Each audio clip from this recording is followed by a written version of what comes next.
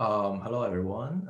Thank you for joining us for this month's science education seminar.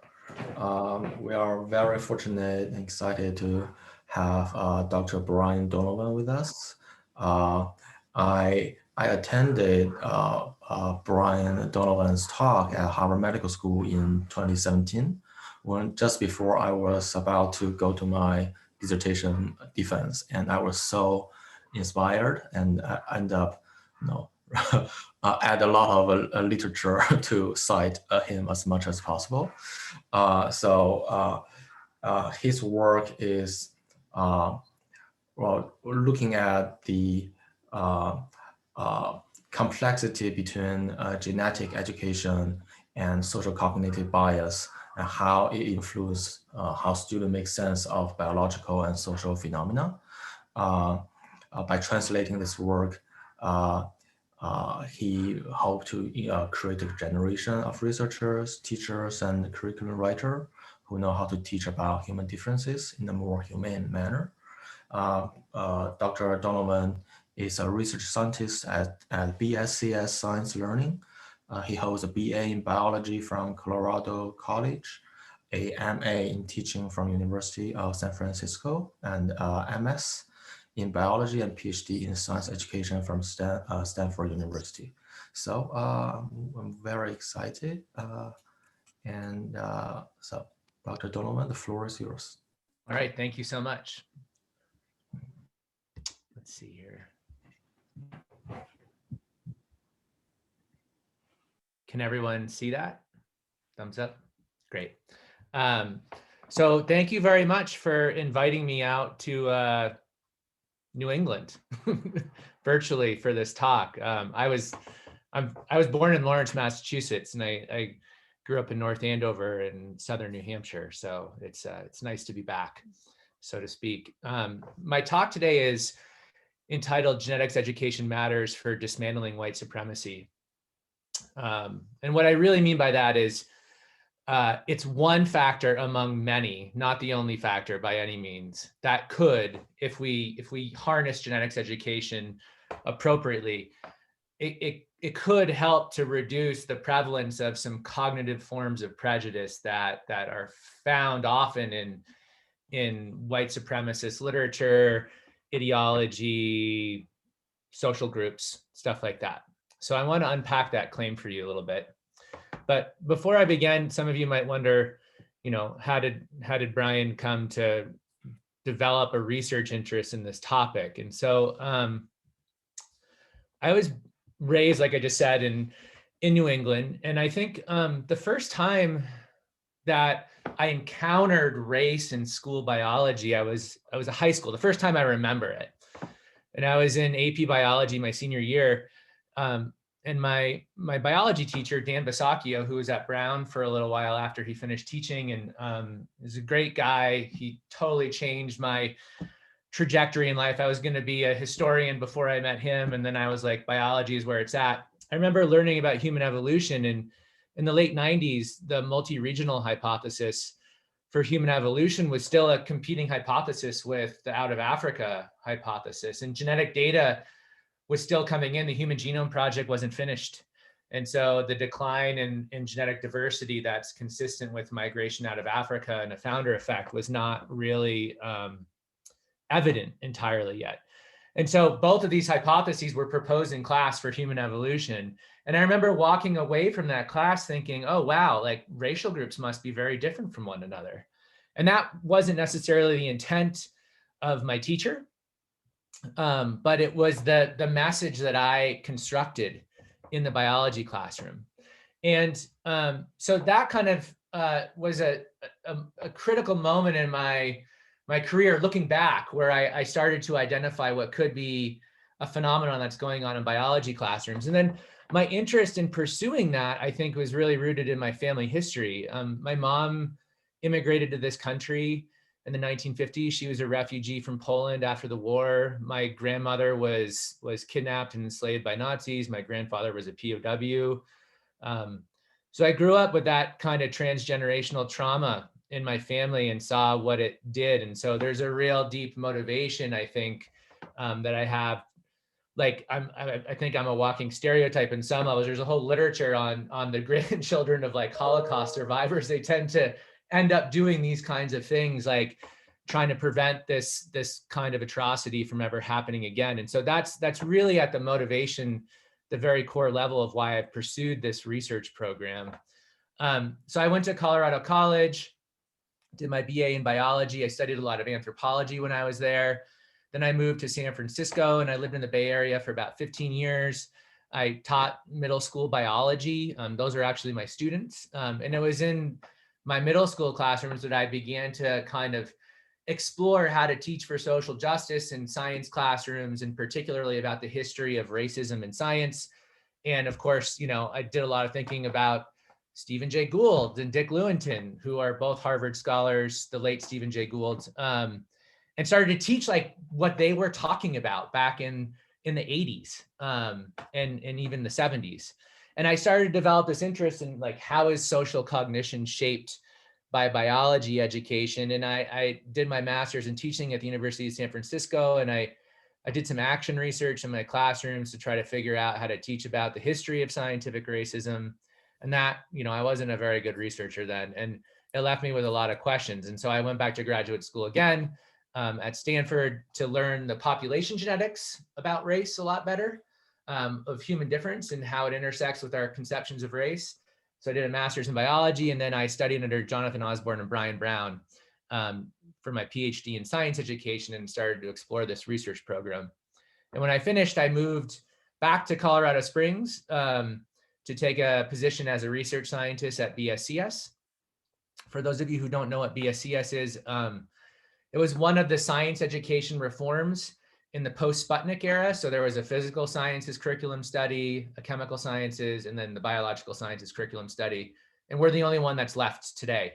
And so we've done a lot of curriculum development work. We reintroduced evolution back into high school biology textbooks. If you studied biology in the 1970s in high school, then probably chances are there's a 50% chance that you learn from BSCS curriculum materials, because it was very impactful back then. So BSCS also did a lot to talk about race in the biology curriculum in the 60s and 70s as well.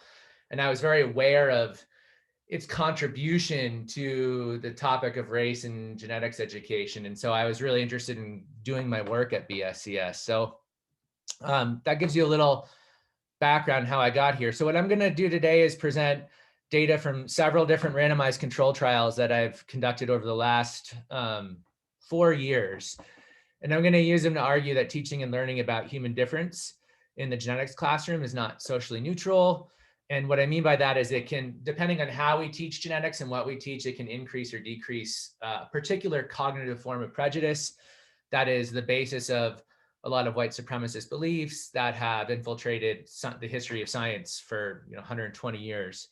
And what I want to do is unpack, I'm going to make a claim about a knowledge-based mechanism that knowing stuff matters. And therefore we need to pay really careful attention to what we teach students and for what purpose in particular we're teaching genetics. And those three concepts I want you to walk away with are basic, standard, and humane genomics literacy. And I'll define those for you in a little bit. And hopefully, if you have this question coming into this talk, or maybe it's arisen in your mind in the last few moments, is what should we teach about human genetics if we want to decrease racial prejudice instead of increasing it? Hopefully you'll see either the value of asking that question, or if you had it, you'll construct some knowledge for yourself about an answer to that question. So I'm sure everyone's well aware that there is a long history of using genetic science in particular to justify racialist arguments about inequality. And so this is from the Daily Stormer. This is a white supremacist website. There is a children's version of this called White Pride for Kids. And if you go on these websites, you see stuff like this. So, the alt-right does not accept the pseudoscientific claims that all races are equal. It looks to race science. Races have vastly different abilities, drives, and intelligence levels. Alt-right views the Jews as a separate race with biological drives and behavior patterns which conflict with the goals and values of the white race. I don't know that there's much to say, except of course we know that this kind of thinking, leads to massacres like at the Tree of Life Synagogue in Pittsburgh and elsewhere. This is the basis of anti-Semitism, and it was the basis of a lot of thinking around Jim Crow segregation as well. And it's still prevalent in our society. And undergirding this kind of argument is a model of human difference. And that model is called the genetic essentialist model. So genetic essentialism is a psychological bias. There's cross-cultural psychological studies on this. It's, everywhere we've gone looking for it around the world, we found it in some prevalence. It varies between people. It's not a, you either are an essentialist or not. This is like a set of beliefs that, you can believe in more or less in different contexts. And it's a form of cognition that's socially motivated, that people use to make sense of their social surroundings, the phenomena they face. And the model is basically this. It's like, if we imagine there's 3 different human groups, then an essentialist thinker, someone who strongly subscribes to it, thinks like the categories are very discrete. They're almost mutually exclusive. They don't really overlap too much, biologically, genetically speaking. The people within the group are highly uniform. There's not a lot of variability within the group. So there's a homogeneity in each group. And that homogeneity and that discreteness between groups is due to this underlying essence. And people kind of they have an essence placeholder, that the content of this essence could change from culture to culture, but it tends to be something that's internal. And in our culture, where genetic science has had a really big influence on how we think about human difference, genetics as a placeholder is very common. And so it's kind of like the idea that racial categories then are natural, they're discrete, the people within the categories are highly uniform, and genes can determine the differences within and between groups. And so that kind of model throughout history is the kind of thing that's been used in arguments justifying the dehumanization of groups, oppression, violence, and genocide. But within science as well, especially in the mid-20th century, there was an allegiance between cultural anthropologists and population geneticists. So people like Dobzhansky, Ashley Montague, it goes back to Franz Boas, obviously, but who challenged this essentialist model using data from population genetics, and in particular, the modern evolutionary synthesis. And they use this to kind of expunge essentialist typological thinking from anthropology. So people like Bradford Washburn were involved in this. There's a great book chronicling it by John Jackson and David Depew, if you're really interested in that history. More recently, the American Society for Human Genetics has done a lot of work to denounce linking white supremacist beliefs to genetics. And if you look at studies of human variation, especially if you look at what are called single nucleotide polymorphisms, which are just like single differences in the nucleotides at certain locations in the genome. And if you look at the microsatellite part, so this is the non-coding part that makes up the vast majority of human variable DNA, this is a better model for human difference. There's still between group variation. It's not as big as many people might think. There's a lot of within group variation. So the people within a group are highly variable. And groups share similar sets of variants. So it's not to say that there are no genetic differences between human populations, but it is to say that those differences don't conform to this genetic essentialist model. So when I was in graduate school, the question I had was, well, what is biology education? How does it communicate about race to students? And I began my explorations looking at pre-war textbooks, like textbooks that are cultural artifacts of the eugenics ideology in the early 20th century. And it's important not to be too presentist about this critique. Like, we need to see these textbooks as artifacts of their time. But this is what we see in them. So this is Biology and Human Affairs. It was a common textbook used in the 1940s. It says human race is a matter of biological kinship, not a place of residence.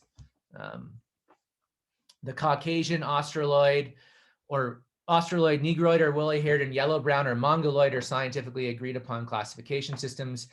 A biologist expects to find natural differences in people. He's prepared to find great differences in mechanical, artistic, and intellectual ability. He knows there are innate differences in persons that cannot be removed. It's hard for many persons to become reconciled with these differences and to the social and economic difficulties rising out of them. An understanding of biology prepares for living more comprehendingly in the world of natural inequalities that we have and will have until all persons are born alike. So that is a really strong eugenics message that's rooted in a genetic essentialist model. We'll never know the impact of that on how students conceptualize race, but you can imagine what it was. And people like John Walensky at Stanford, Gerald Skoog, who I think was faculty at in Texas, and Ann Morning at NYU have looked at textbooks, done content analyses on them. This kind of presentation was common in pre-war textbooks. It disappears in the 50s and 60s, but race doesn't disappear from the curriculum. And today, where race and ethnicity and ancestry come up in the curriculum is usually around monogenic diseases. So an important thing here is like Americans, they tend to conflate ancestry, race, and ethnicity. Like lay folk, people who haven't studied cultural anthropology and sociology don't necessarily have distinctions between these concepts. And so when they appear in the curriculum, they're functioning as race. And so, you know, what we see is like sickle cell is discussed only as an African-American, a Black, or an African disease, typically. Cystic fibrosis, either as a European-American, white, or Caucasian disease. Tay-Sachs being only discussed among the Ashkenaz. So you'll see things like this. They are responsible for sickle cell. It's common among people of African descent. Nothing really problematic about that. That's true. Like the prevalence is higher among African Americans than among other groups. But, you know, sickle cell anemia is underdiagnosed in white populations as well, especially within the United States. So the prevalence in other groups is not necessarily discussed. Here's an example of cystic fibrosis, the most common fatal genetic disorder among Caucasians.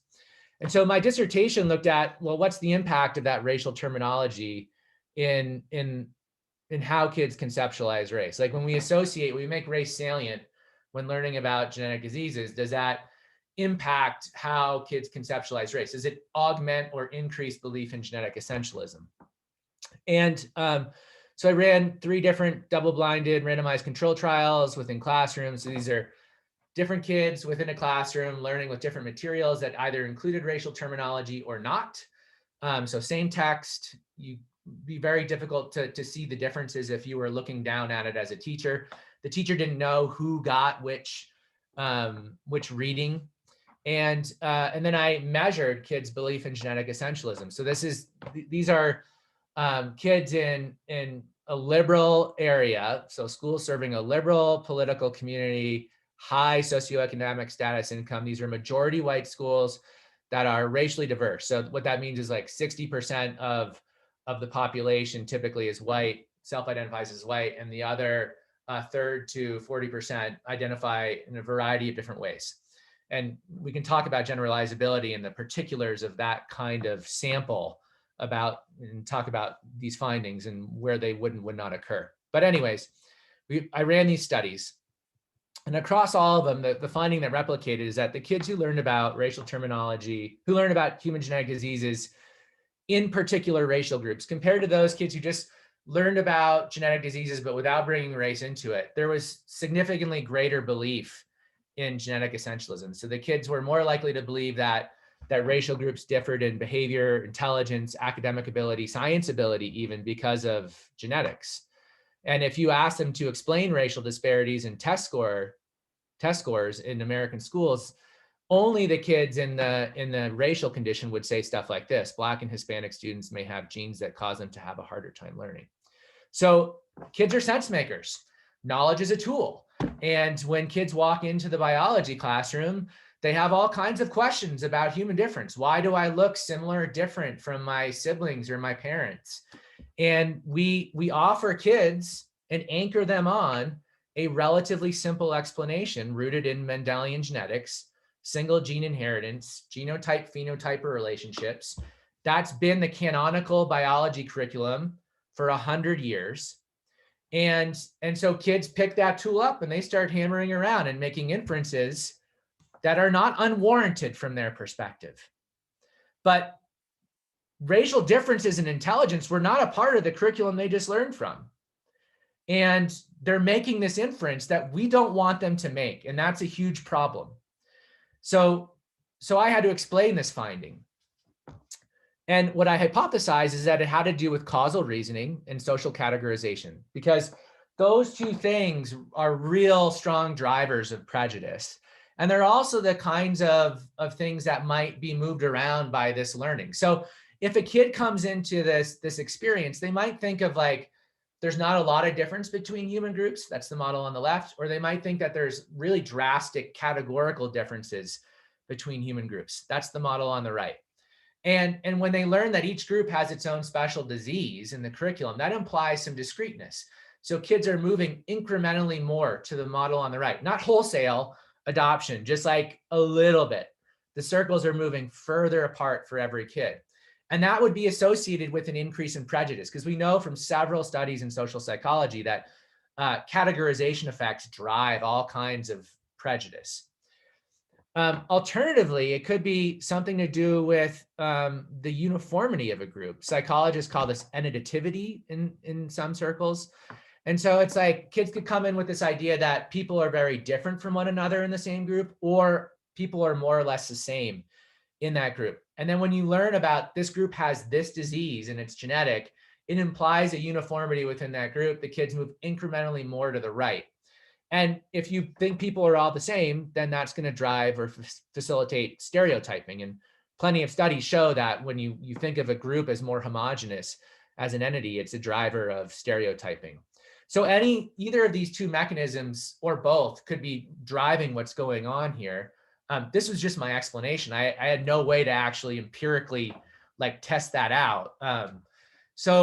But it led to this hypothesis that when kids are exposed to biological or genetic information about racial difference, changes how the kids perceive biological variation within and between groups. And that leads to this inference, this unwarranted, unwanted inference, which critically means that this is the mediating variable and we intervene on it to change it. We could run the whole process in reverse. And that would be better evidence that this is in fact the mechanism. And so what we could do is teach kids that this essentialist model is flawed, and then help them learn why this is the better model through like model-based reasoning, analysis and interpretation of data, scientific argumentation, using like contemporary quality instruction in science. And we might be able to run this whole model in reverse and perhaps reduce prejudice. And so now I wanted to say, well, what is that content? There's kinds of, what are we going to teach kids, and why would we teach them that, and why would we think that it would leverage this mechanism and run it in reverse? And so the first concept I want to bring up is basic genomics literacy. So I've kind of been throwing basic genomics literacy under the bus a little bit here in the beginning of the talk, but this is what we do really often in biology education. So it's the story of genetic variation and trait variation within an individual or a family and how it came to be. So it's about homologous recombination, independent assortment, meiosis, leading to independent assortment, and how that creates genetic diversity within an individual or a family. It's about genotype-phenotype relationships and human genetic diseases like sickle cell, cystic fibrosis. Those are like super common phenomena in this kind of curriculum. More recently, scholars have been arguing for what I call standard genomics literacy. And I call it standard genomics literacy because this is stuff that people say is not in the standards right now. It needs to be added in. Genetic inheritance is much more complicated. When you look at human variability, most of it is not explained well by a single gene model.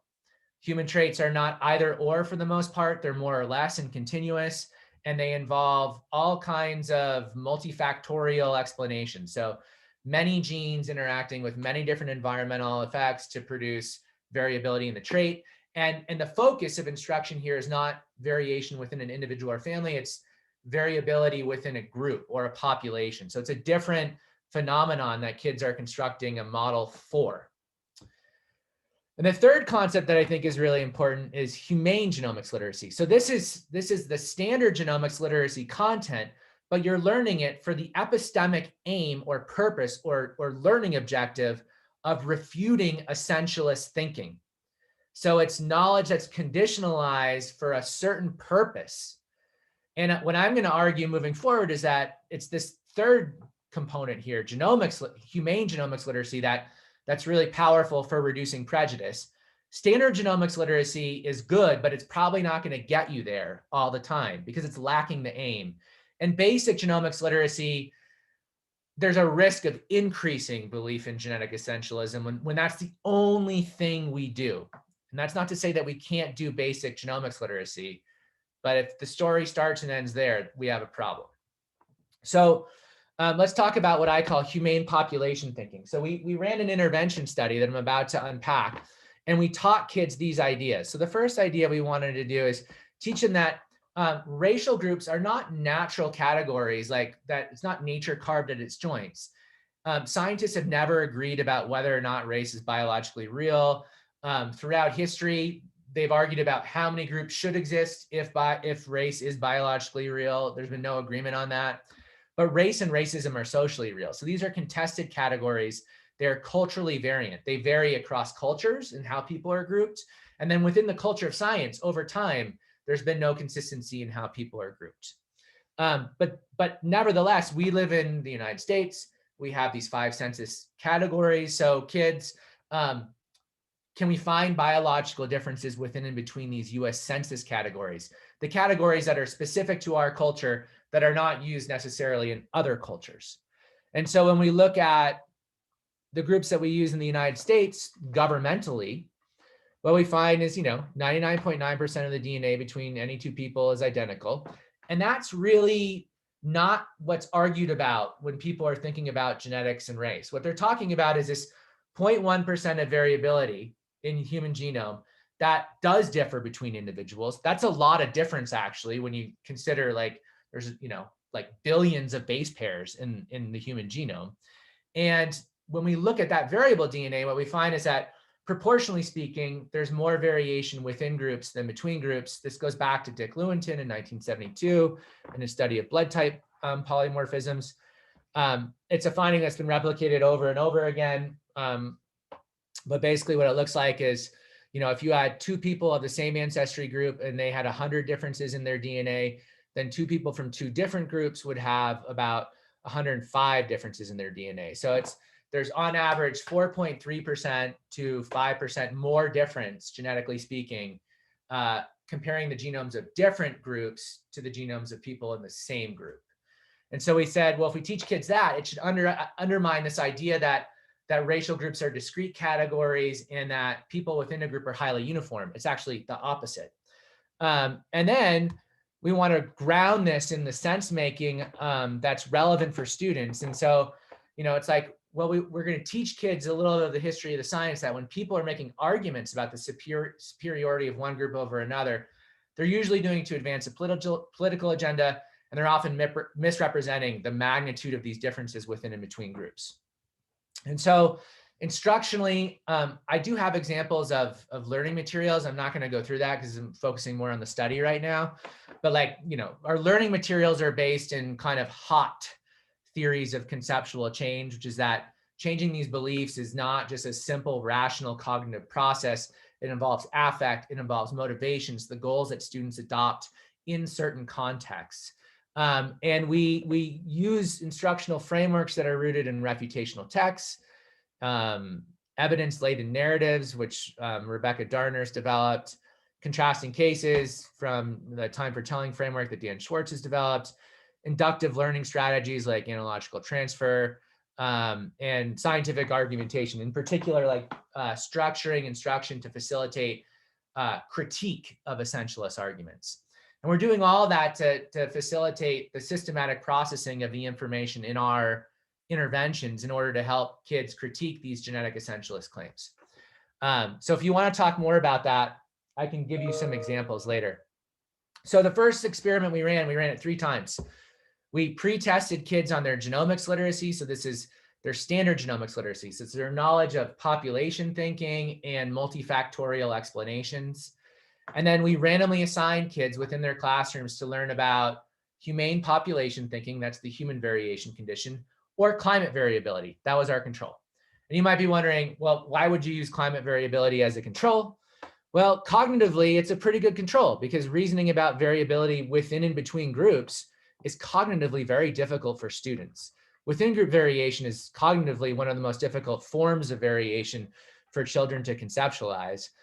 Climate variability involves reasoning about temperature and precipitation variability within and between time periods or within and between geographic zones. So it's a good cognitive control. And in our country, climate change is an ideologically motivated issue in terms of how people respond to it, just like race and genetics. So it's also controlling for perhaps politically motivated reasoning in these studies. Afterwards, we measured kids how they perceived within and between group variation in human races, and then their belief in genetic essentialism. And just a note, by means of measurement, I'm not going to delve into the measurements here. These are all validated instruments. In some cases, we're Roche modeling, so we're using item response theory to construct nice trait distributions on these measures. In other cases, we're not. And statistically, I'm not going to get too into the weeds about models, but these are all either population average models or they're linear mixed models. The standard errors are adjusted for the appropriate level of clustering of repeated measures within kids or kids in classrooms, but we can talk about Greek symbols and models if we want to later on as well. So we had 3 different studies initially. We had one group-based intervention. These are 8th and 9th graders, 166 of them. They're learning for 5 45-minute periods with the teacher in their classroom. And this was a really rare setup. We had a school that allowed us to randomize kids from one classroom into 2 different classrooms. So we had individual level randomization, kids learning in groups, and they're learning this content for this purpose of reducing essentialist thinking. Then then I got an NSF grant, and we got $1.3 million, and we needed to replicate these results. So we then condensed these learning materials like a psychologist would do down into like a 45-minute computer-based intervention that also used the same instructional frameworks. And we piloted it with adults on Mechanical Turk website. And then we did this for the climate change intervention too. And then we did it with a geographically more diverse sample of students, 9th to 12th graders from, well, some of them are from your area, that's all I'll say, and Colorado, California, Washington, DC. So when we compare kids who learned about humane population thinking to the kids who learned about climate variation, what we see is they perceive less genetic differences between racial groups. So the meta-analytic effect there is a 3/4 standard deviation reduction. So they're actually literally like moving Venn diagrams of racial groups closer together, and they're actually making representations of within group variation more colorful. So their perception is changing. They're perceiving more within group variability, less between group variability. And then we're getting this significant average reduction in their endorsement of genetic essentialist thinking on validated measures of genetic essentialism. And that's like almost a half standard deviation, a little under. So here's the forest plot. This is a random effects meta-analysis of the 3 different experiments. I think without getting into the weeds about this, the important thing here is when you look at their perception, what's interesting is regardless of the clinical and design variation, we have different populations and we have different interventions. We're getting the same average effect in the reduction of their perception of genetic difference. But when you look at this measure of genetic essentialism, there's significant between study variability here. We're getting bigger reductions in the classroom-based intervention that took 5 days of instruction relative to a 45-minute computer-based intervention. And intuitively, that makes sense that when you structure sense making over a long period of time, you perhaps get more change in belief and knowledge.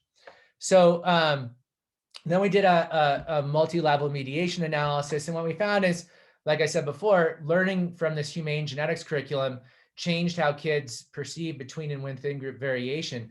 But the effect on belief in genetic essentialism was only mediated or transferred by a change in how kids perceive between group variation. The within group variation changes didn't transfer through. And that's interesting psychologically. We could talk about that in the Q&A. But for those who are familiar with like the literature on critical race theory, it's like it's potentially about othering, right? Like what the intervention is doing is kind of reducing the perception of othering, and that's what's driving these effects. About 1/5 to 1/2 of the indirect effect is through this mechanism right here on belief in genetic essentialism. And then we looked at treatment effect moderation by genetics knowledge. So down here we have a Roche person measure. So Scores above 0 on the x-axis means you have a greater than 50% chance, if you're a kid, of getting the average difficulty question correct on this assessment. All of the questions that are above 0 in difficulty are questions that are about multifactorial and polygenetic inheritance. The questions that are easier, that kids have a greater than 50% chance of getting down low, below 0, those are all questions about Mendelian and molecular genetics. So it's basic genomics literacy stuff. And then we have our 2 dependent variables from the study here on the y-axis. And what we get is this treatment effect moderation, where the difference between these 2 experimental conditions grows with more genetics knowledge. So the red line represents kids who get the humane genetics intervention, blue line climate variation. And what you see is the treatment effect is getting larger among kids with more prior knowledge about standard genomics literacy concepts. And in fact, when it comes to genetic essentialism, there's no treatment effect in low knowledge. The treatment effect is driven by kids with greater knowledge about standard genomics literacy concepts. And it's 18% of the variability is associated with prior knowledge, which treatment you were assigned to, and the interaction between the 2. So let's talk about this assessment. So like I said, the easier items are about classic single gene inheritance. The harder concepts are about polygenetic inheritance, multifactorial inheritance. There are no items about gene by environment interactions in this particular assessment because it's beyond the grade band distinction for NGSS. So I'm just repeating myself now, I guess. But so here's the mechanism that we think that's going on. So when you learn from this humane population thinking curriculum, there's kind of different trajectories you could go on. So if you come in with groups being very different from one another, and you don't have as much of this knowledge about the complex patterns of inheritance, the intervention's changing how you're perceiving things, but it's leading to a change that's perhaps not as great as the kids who have more prior knowledge. So the kids with more prior knowledge, I mean, this is a classic expertise effect, you know, and it's basically like you're leveraging more of the affordances in the curriculum because you have the knowledge to make sense of the particular information that's relevant. There could also be some identity threat mitigation as well with kids with a lot of knowledge in a kind of cognitive affective model of conceptual change. So then the question is like, well, if you're a biomedical person, you're like, well, what's the number needed to treat? Like, how many people do we need to treat to prevent one extra person from developing the disease? And genetic essentialism is a disease. Like throughout history, this idea has been used to rationalize policies that have harmed. Like it is a cancer on our society, in my opinion. So I think it's a nice framework for thinking about this. So if we look for students who have low SGL, the number needed to treat is 40. So for every 40 kids you treat, you prevent one kid from developing a belief in genetic essentialism is the argument. And from our data, the number needed to treat for kids with a lot of standard genomics knowledge is 12. So for every 12 kids you treat, you prevent one extra kid from developing this belief. So the next thing we did, and this is an ongoing study right now, there was an article in the New York Times that actually talked about the professional development associated with the study. I haven't presented these results in many places yet, but at the start of COVID, the study got shut down. It's opening back up again. This is a pre-registered efficacy trial. We have 20 classrooms of data thus far, 423 7th to 12th graders nested within those 20 classrooms. And we had 14 days of instruction. So we had kids learn a little bit about basic genomics literacy to start. Everyone learns about what an allele is. Then the kids who get the classrooms that get randomly assigned to the treatment condition are learning humane population thinking. So that's what I just talked about. And also they're learning multifactorial genetics for the purpose of reducing belief in genetic essentialism. And we argued that, you know, on the basis of the prior findings, if we build in that prior knowledge oriented towards refuting genetic essentialism, we'll get even a bigger reduction. It'll be more effective. The number needed to treat will look like it is for the kids with high SGL. And our control here is just business as usual Mendelian and molecular genetics. So you might be asking, what's humane multifactorial thinking? It's like everything that Dick Lewinson wrote in the late 1970s is basically what it is. It's like, how do we help kids construct an understanding of patterns of human genetic variation, and then understand that, with a multifactorial model, the causes of variability within a group can be different than the cause of variability between groups. So like in a common garden experiment, the differences in the height of, say, plants could be entirely genetic if they're all receiving the same environmental inputs. But if you differ the inputs between these two groups environmentally, like one receives either more or less light or more or less fertilizer, then the differences between groups are entirely environmental, even though the differences within groups are entirely genetic. So we are trying to help kids understand that if you understand this concept, you can understand how white supremacists are going above and beyond and distorting the limits of our knowledge when we find genetic associations between complex traits and variability within a group.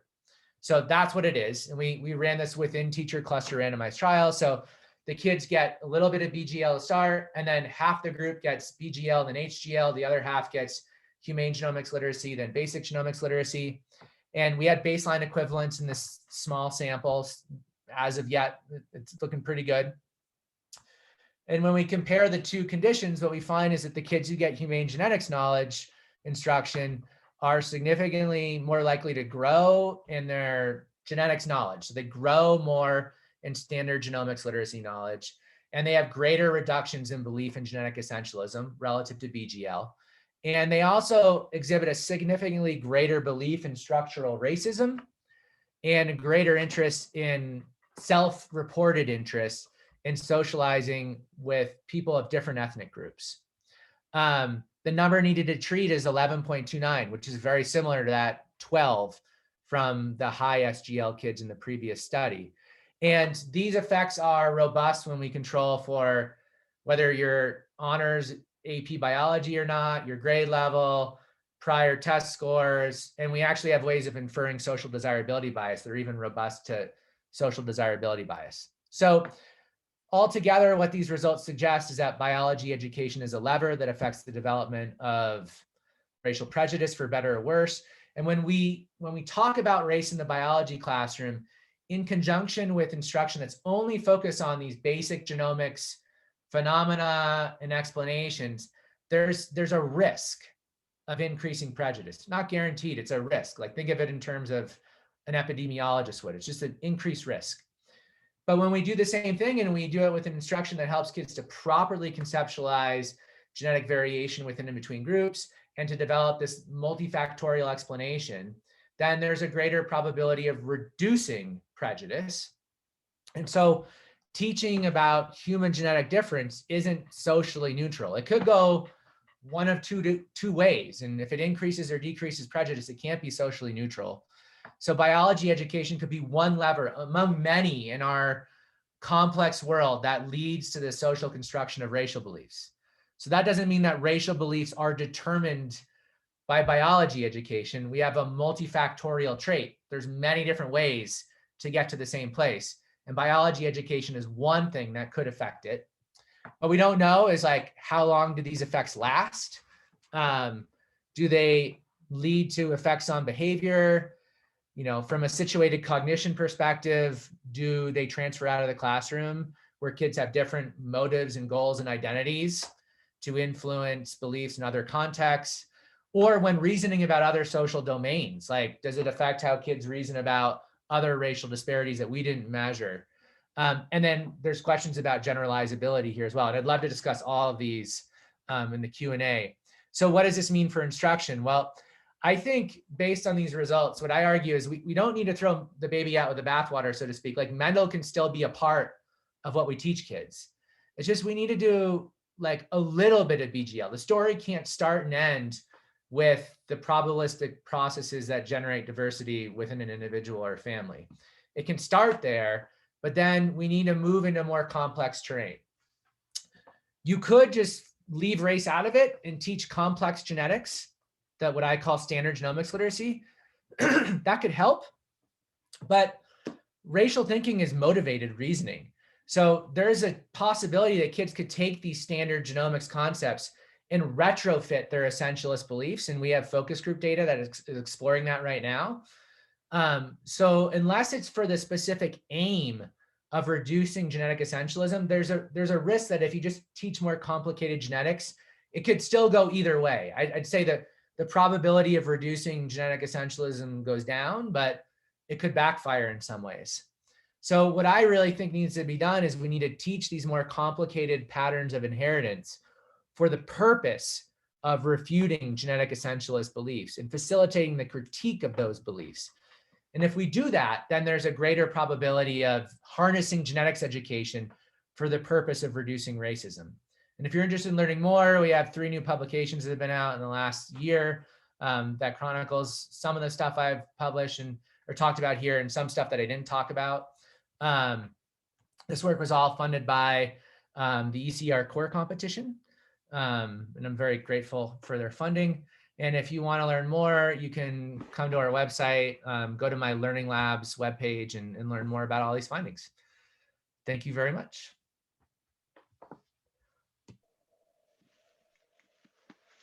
Thank you, Dr. Donovan. What a fantastic presentation.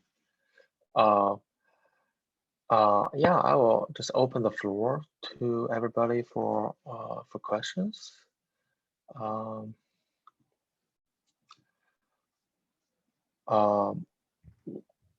would just take the liberty to ask the first one, as others maybe still composing their questions. So my question is, how do you, what do you hope that high school kids can respond to after learning a humane genetic curriculum to a casual remark about scientific racism? Like if they encounter a somewhat verbal bully, or like even not doesn't appear to be a verbal bully, but sounds like scientific racism, how do you expect a high school student to respond to that verbally as a result of learning, participating in such a kind of improved curriculum? That's an excellent question that is not answered yet, but we're exploring it right now. Like, what can we expect? I think, the purpose of instruction here is argumentation driven, and it's about critiquing arguments using knowledge, because argumentation is heavily influenced by domain specific knowledge, as my advisor Jonathan would say. And the knowledge that we're helping kids understand or construct an understanding of is like an understanding of the limits of our knowledge. It's like doing this kind of work scientifically is incredibly complex. That doesn't mean that you can't find genetic associations with human traits, but you need to understand them in their proper place. That like genetic associations with a complex trait those are estimates of the variability associated in the trait within a group. They can't tell you about differences between groups. So you're going beyond your knowledge, our knowledge, scientifically constructed, when you're using genetics to explain group level difference. And so that's what I would want. If there is a claim that was advanced by someone like, yeah, we all know that racial disparities are caused by genetics, the kid might not even say anything verbally. What I want them to be able to do internally, and so I don't know if I'll ever know the answer to this question then, is to be like, that sounds a bit overstated. In an ideal world, it would transfer through to challenging the argument made by this person. There's no guarantee that's going to happen. There's lots. One of my advisors in graduate school is Carol Dweck, who's done a lot of work on growth mindset, implicit and entity theories of human ability and difference. And in particular, like when you think that personality can change, you're much more likely to confront a prejudice argument when you hear it than if you think that personality is fixed and can't change. And one of the things we're moving around in our interventions is beliefs about the malleability of human traits.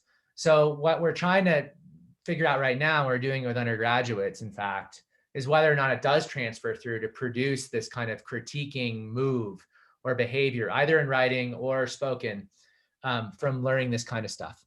So we don't know, but that would be the base. And then I think, you know, as you start to develop this kind of instruction and perhaps make it a coherent storyline with what's going on in the social studies classroom, there's a better chance for transfer of these kinds of knowledge effects outside of the classroom. But it's an unknown, and it could be an entirely situated phenomenon that exists within the biology classroom, but not outside of it. Thank you for your answer. We have Phil raising his hand, and then we'll have a Pat. Like Phil. There we go. Wow, this is pretty amazing. It's amazing. I'm really glad. I was a little bit familiar with some of your stuff, but this is great to hear about the experiments that you've done and the analysis. I can definitely see the imprint of Jonathan Osborne and Mark Wilson on you. So I'm sure they're happy with this. I have two things that are sort of comments, maybe not direct questions. One is that for a meeting tomorrow, one of the things on the reading list, which I had not, diversity and inclusion meeting, was a book called The Golem, What You Should Know About Science. I don't know, have you ever seen that? I haven't read it, but Jonathan talks about that book. Yeah, well, given your Ashkenazi roots, it's probably a really neat thing to read. It's about how the golem, or the goylem in Yiddish, is this creation, this mythical creation of this powerful giant that can do your bidding. It's powerful and it's essentially blind. And so it can do, you can use it for good or you can use it for evil. And this whole book is about how science is like that. It's like, it's pretty neutral and it can be used in different ways. And I think it's sort of what you're talking about here, where you pick and choose the science that you want to teach, and it has different effects on kids, even though all the science that you're teaching is true. The fact that you select pieces, different pieces, makes a difference. The question that I have is that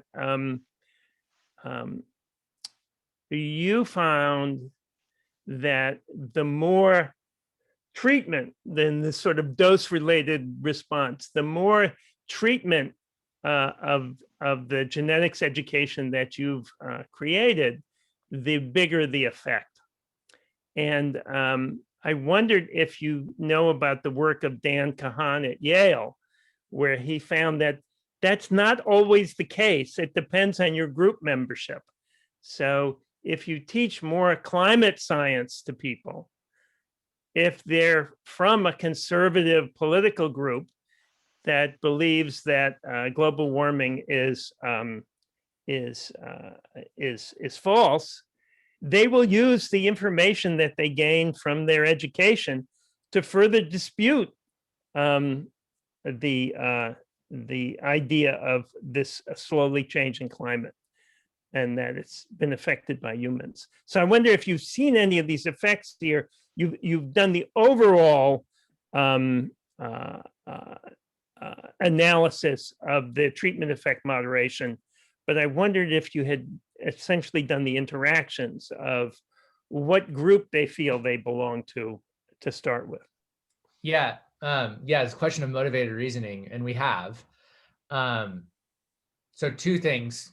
I actually have a paper out with Lynn Zumo at University of Utah, and Casey Bush at NC State, looking at that specific interaction. No one's ever actually tested for the interaction between climate change education and politically motivated reasoning and its influence on the belief that climate change is caused by humans. And we have a paper in the Journal of Research for Science Teaching that explores that. And we find evidence that's consistent with Dan Kahan's work, but also consistent with Michael Ranney, who's at Berkeley, who kind of argues against Dan. So that there's a couple of different things going on there.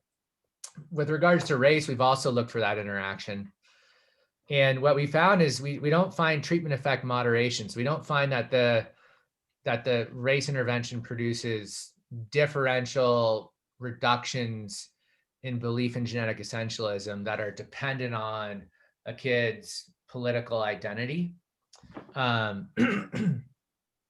could be because we are comparing to a climate change intervention. And if that climate change intervention is truly controlling for ideologically motivated reasoning, then you wouldn't see that moderation because you're methodologically controlling for it. We haven't seen it in that first set of intervention studies, those 3 experiments. We don't see it there.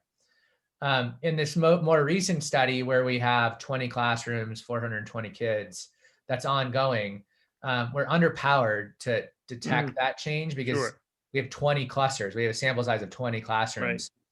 But we've gone looking for it and I haven't seen it yet. So we have a new grant proposal that's under review in the DRK-12 competition that is going to look at that exact issue. And the big thing is, this is the new proposal is a collaborative with Robbie Weedo of the Broad.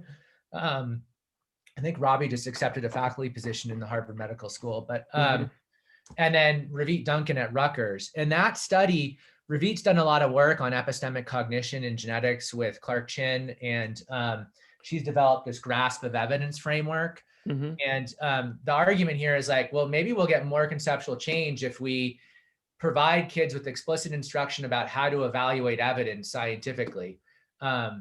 But the problem is, if there's ideologically or politically motivated reasoning, the more you slow the thinking down, the more you amp up the politically motivated reasoning.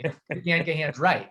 So it's this interesting hypothesis. It's like, if we slow thinking down a lot and we embed more epistemically oriented instruction into the intervention, is that going to lead to more coherent belief change in essentialist thinking? Like, that's negative, or is it going to exacerbate politically motivated reasoning and increase belief in genetic essentialism through a backfiring effect? And so that's one of the research goals we have, is to figure that out. So that's my best answer for you now. So when you did that analysis, did you break the groups into, say, dominant and non-dominant cultures?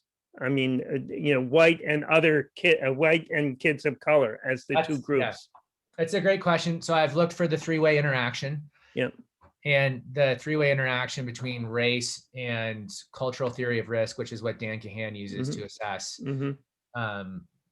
political identity. I don't get it. I mean, I've even done this. And it just might be number, you're saying. It just might be the numbers are too small. It could be, right? So in that study was 721 kids from around the United States and the 45-minute intervention. That's where I have the most statistical power, because I got a sample size of 721 individual randomization. And I've done 2 things. I've done the stratified analysis. So I've like categorized kids based on race and political orientation and looked for differences in treatment effects. So if you were underpowered, you can maybe pick it up there. I haven't got it there. Then I've looked for the classic 3-way interaction between race, self-identified race, and political orientation and treatment assignment, and I don't get it there. That could be that could be a sample size, as you get so few individuals in all of those cells in the 3-way interaction. So yeah, there's just limits to what I can say. But no, I understand that well. Well, I'm glad you got the funding from EHR Core Research to do this. I found them pretty opaque, and I'm glad they funded such a good study. We've had luck there. So we have another grant that's looking at gender essentialism through EHR, and like looking at the similar effects happening with science gender stereotypes, and exploring social belonging of women in STEM fields in particular. So they apparently like what we're doing right now. Excellent. Right. Next question will come from Pat. I actually have 2 questions. So thank you. This was a really interesting study to learn about. So I used to teach at a high school, and there was sort of a tendency where there was a divide between the math science teachers, of which I was one, and the sort of English history teachers, where whenever there was sort of a social issue that kind of came up that needed to be discussed campus-wide, that the math science teachers tended to think, oh, well, we just do this objective, neutral stuff, and we're not trained to have these more nuanced conversations, so we'll let the English and history teachers manage that. Did you kind of encounter any of that when you were training the biology teachers to take on this curriculum? Yeah, that's an excellent question that I'm developing a grant proposal around right now with Rebecca Darner. That's an unknown. We haven't had that issue. And the reason why is selection bias. So like if you think of science education, professional development, there's a whole group of people that show up to like NABT, NSTA, like professional developments. And there's everyone that doesn't. and then we're getting a subset of the people who show up for professional development. So they tend to be people who have done some identity related work already. They probably read a little bit of history and philosophy of science and like, Fayer Abbott and some other folks. And they're like, oh yeah, science is a human endeavor. Like what we choose to investigate and how we investigate it can be influenced by culture. And so we tend to we pull from that group. And that group doesn't really have that worldview. And for now, that's great for us because there are broader challenges to rolling this out. Like scaling this is you have to think about belief change among teachers. You have to think about a whole bunch of teacher level things. And I wouldn't want this intervention in the hands of someone who thinks like that or who doesn't want to do this work for the right reason, right? It's kind of like it's like, you're not going to give chemo drugs to just any doctor. You're going to give them to doctors who specialize in treating childhood leukemia to actually cure this disease. And so what we have to do to get teachers to do this kind of teaching and learning is quite substantial professional development. We have basically a 40-hour summer institute, and then we offer, supporting professional development throughout the year. So there's a lot of professional learning that teachers have to do in terms of their own subject matter knowledge, because they haven't learned genetics typically in this way, and they don't typically teach it in this way. Then there's also the identity related work. Like, how do you create the norms in a classroom to make this kind of learning safe? And if you have a classroom where there's a few, say, or maybe even one Black student in the classroom, the social experience of this kind of learning for that student in that environment is perhaps more threatening than it is for the white kids in the environment, right? Mm-hmm. So there's a whole bunch of complexity, and then kids get defensive or threatened because we're targeting core beliefs here, and they react. And so then the teacher has to learn how to like recognize their own emotion, the emotion in another kid, and the conceptual content of what a kid's asking, separate those two and respond in like the safest way possible. Because if there's no safety, there's no learning. And so we draw on teachers who have the best chance of doing this well, and we are very purposeful in who we bring in. And that's a limit on the generalizability of our findings. And so if done with the folks you're talking about, and I know them well, I taught, right? Like, I don't know if it would work or not. It might require more substantial professional development for the teachers. Thank you. So my second question might be related to that. I think you said that all of the teachers who are participating are in fairly liberal areas. Is that sort of intentional or just sort of a result of what you were looking for? Like, how do you think this would play out in more conservative parts of the country? Yeah, thank you for asking that question. It's an excellent question. In the first three studies that I presented, the first three intervention studies, that was definitely true. In the ongoing study right now, we have huge political variation. Again, we have teachers from conservative areas in Kansas and Illinois. We have liberal folks as well. And we have we have 7 different states in that sample of 20 classrooms. So 7 teachers from 7 different states, and we're actively recruiting, and we're running this in New York. We're going to be running it in North Carolina. We're going to be running it. I don't know. There's a lot of people right now. There's at least 4 or 5 more states, and we've been actively seeking out teachers from districts located in counties that voted differently in the 2020 election and in the 2016 election. So we're actively trying to mitigate against that limitation in our previous studies. So in the previous studies, they are from a more liberal area. That doesn't mean that racism is not a problem in liberal areas. I mean, the movie Get Out is a classic example of how white supremacy is maintained in liberal white communities through positive stereotyping. White people are the smartest, Black people have the best bodies, merge them together by doing this brain transplant, and you get a superhuman. It's like Nazi ideology for liberals, right? So like, it's not to say it's not a problem in the places we've gone. And in fact, we've done studies where during the debrief period in this one very liberal area from Colorado, that's all I'll say, is students were like, why are you doing this study in our school? Like, racism's not a problem in our school. Shouldn't you be doing this in Alabama? Like, so we think these are legitimate places to do this work. And in liberal communities, there might be more social desirably biased reporting of beliefs. And so that's why we are actively doing things to assess that. And we have methodological ways of assessing that at the classroom level and controlling for it through these like sneaky little experiments that we run. And I can talk about those more if you want to know. But what we find is that the effects persist. They get attenuated a little when you control for social desirability bias, but they still persist, even in liberal communities. Thank you. Thank you.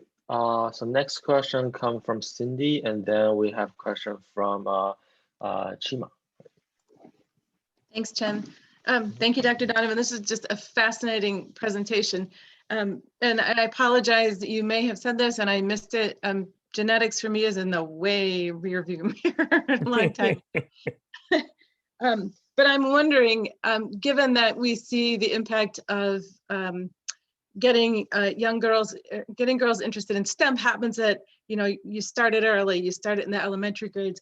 I wonder if you have a thought about tackling this genetic essentialism, belief, if these sorts of treatments, remedies, probably not the right word, etc., were started at a younger age, prior to kids learning heavy duty genetics, advanced genetics, etc., which typically doesn't come until high school. And I wonder if that were started earlier, if there would be a larger effect.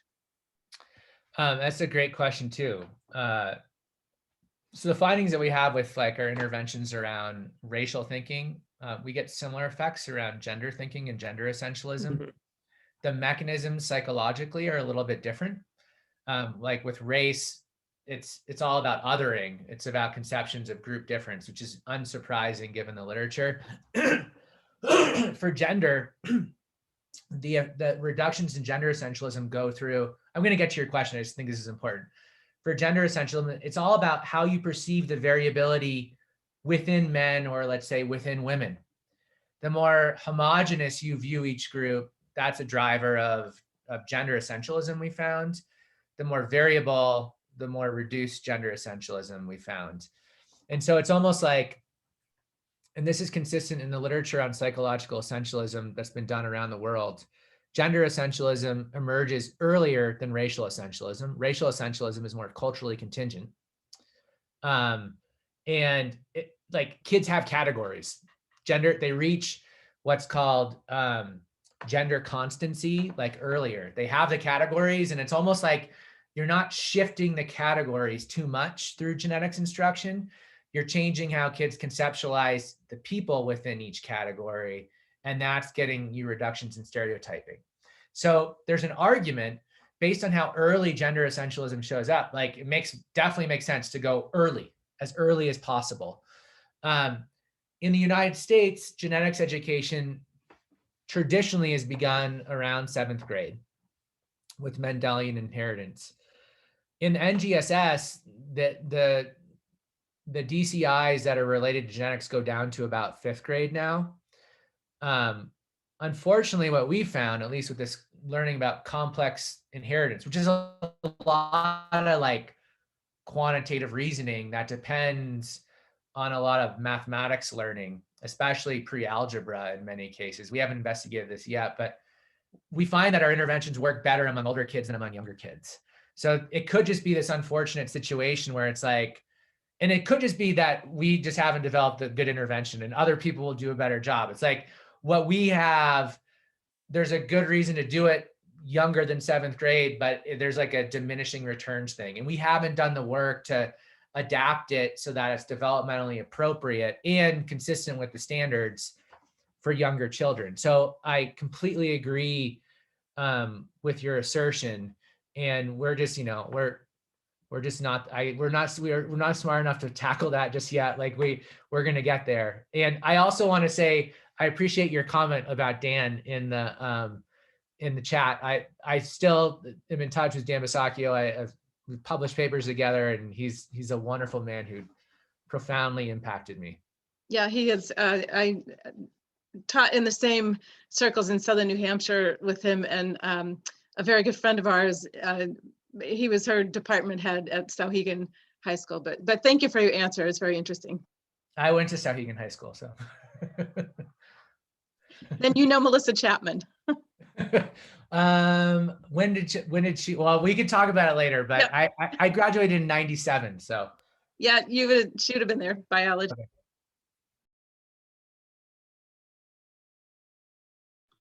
Okay. Next question from Chima. Yep. Yeah, so this was actually really amazing. I really enjoyed the talk, Brian, and you're doing some awesome work. So like my question, I think, is well beyond the scope of your research, but this is just something I want to hear your opinion on. So you've done your first studies in the liberal area, and it sounds like you're doing some studies now in a conservative area. But I'm curious, what kind of, how difficult, or how would you suggest establishing this in a more general like classroom setting? So I presume the studies that you're doing now are for people that are willing to do it, but you would want to establish this in a more broad sense in the classroom, in all classrooms. So how would you think the approach you would do that? Yeah, that's a scaling question. And that's like the active area of our research moving forward. So I do have some thoughts on that. So I mentioned a study with Rebecca Darner that we're starting to conceptualize for an NSF grant. And so there's a few different things. So there's teacher level stuff, then there's school level cultural stuff, right? And then the cognitive changes we're getting, there's what in educational research we'd say they're situated. They're culturally constrained. They occur in certain well-defined environmental contexts with the identities that kids adopt in those contexts, the teachers they have, the culture of that school. There's a whole bunch of sociocultural complication, right? And just to like by way of metaphor, it's the same thing in genetics. The effect of genes on a trait, Dick Lewontin would say, it's entirely contingent on the environmental system that's defined. So you could get the effect here, but not there, right? So essentially a question of scaling is just like that. Like if you think of the treatment as like a genetic effect, it's like, in what context is it going to work is a question that you have to answer to get to the scalability issue. And so the study we've proposed through the DRK-12 competition is getting at that. It's a huge experiment where we're really building in a lot of sociodemographic variation in the sample. And we're looking for treatment effect moderation. Then we're doing lots of qualitative work with teachers in those settings to unpack how they facilitate the sense making, how they impede it, and what are the teacher characteristics that are associated with that.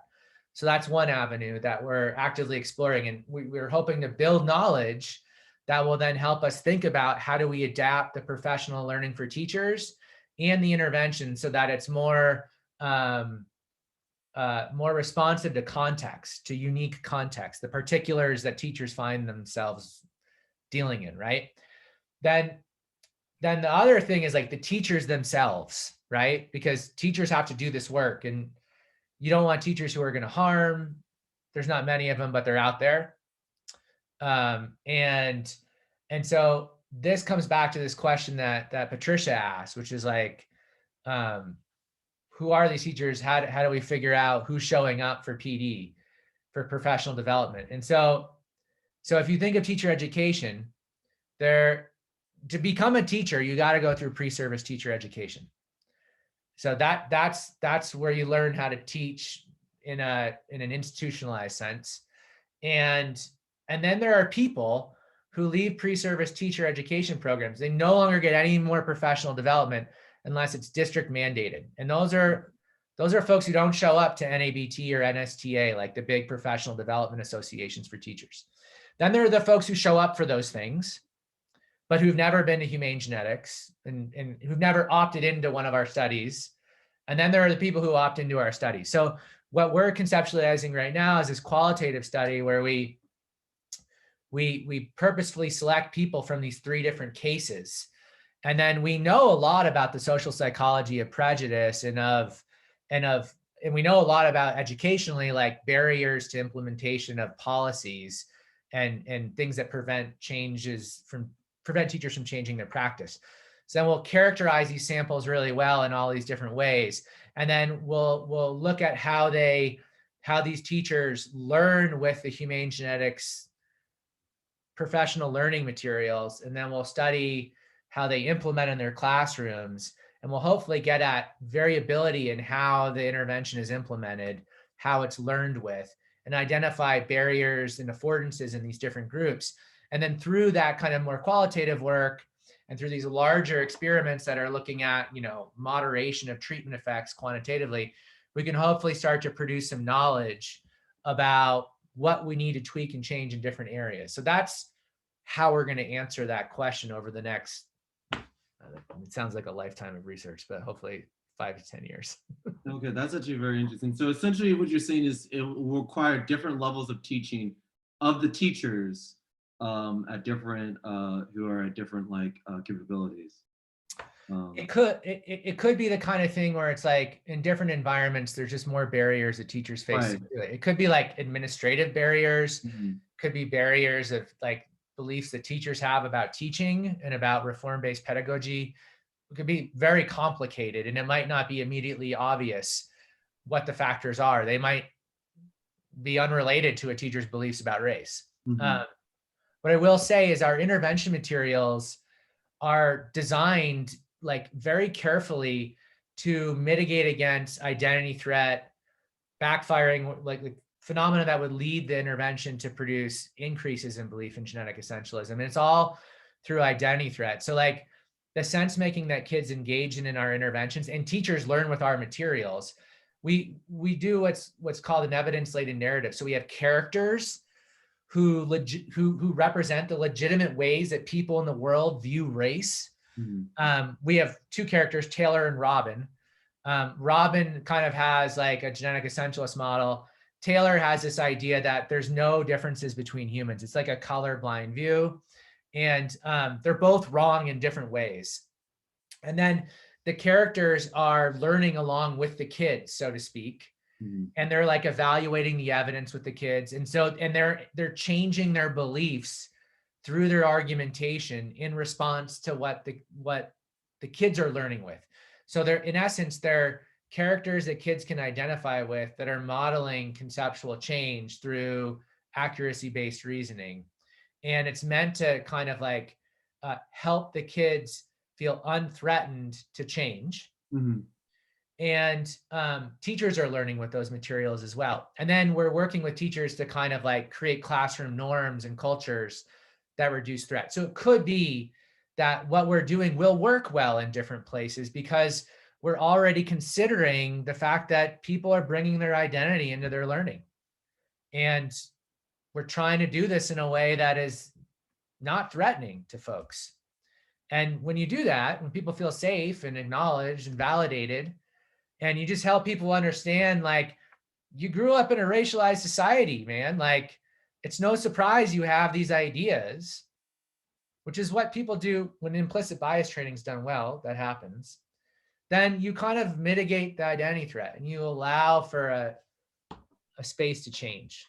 Okay. Okay, thank you. Very interesting. I have a follow-up question. You mentioned a couple of times about the cognitive process during this intervention. I think some of the recent work in the misconception literature have argued that we can never completely uproot our misconceptions. We can try to inhibit it, and we can try harder as we know better. So what do you think is happening in between the treatment and control group? So there are three pathways, right? So first, maybe in these more scientifically accurate and humane curriculum, these misconceptions were never activated in the first place, so they are now reminded of this potential transfer. Or it could be this curriculum help them to address or fix some of the misconceptions quickly, or it kind of activated those prejudices, perceptions, but then because you have special features in curriculum, then it helped them inhibit those wrong implications that could be generated. So what do you have a way to test it, or if not, do you have any hypothesis or between these three pathways? Yeah, that's a great question. It just makes me happy to hear it because it's also like one of those foundational challenges in science education, right? Like there's studies of biologists who have,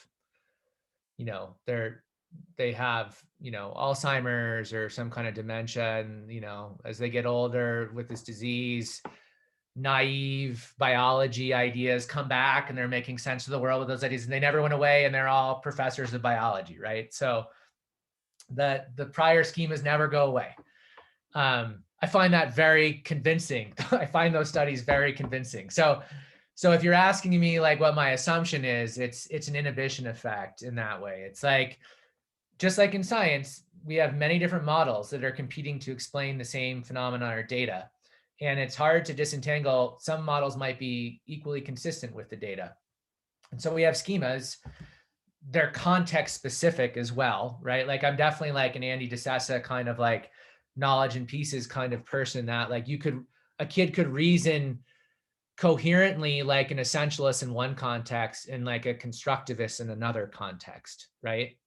Or we might only be moving around some of these essentialist beliefs and not others, right? So I want to say I acknowledge all of that, and we don't know is my other answer. Like it's an excellent question. The true test would be you run a factorial experiment.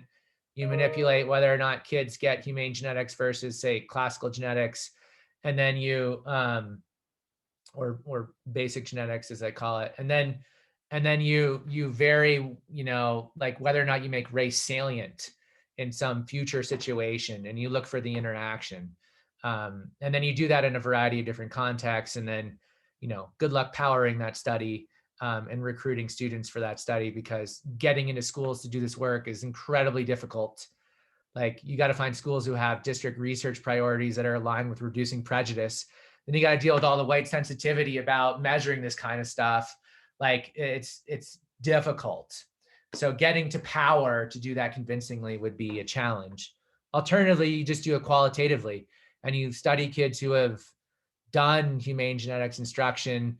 You put them in different environments. You ask them about different kinds of racial disparities, and you start looking for transfer effects. And like it still could transfer even with inhibition, right? It still could be like a kid decides this is a better way of viewing it, and they start to use it in different contexts. And if you've done the sense making in enough different contexts, they've abstracted the schema through analogical transfer, and like you get relatively more transfer across domains.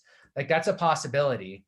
That might still mean that essentialist thinking is still there, and you just got to find the right context, the right place, put a person under the right kind of identity threat, particularly like make them justify maintaining what they have already. If you do that, you're probably gonna get it back.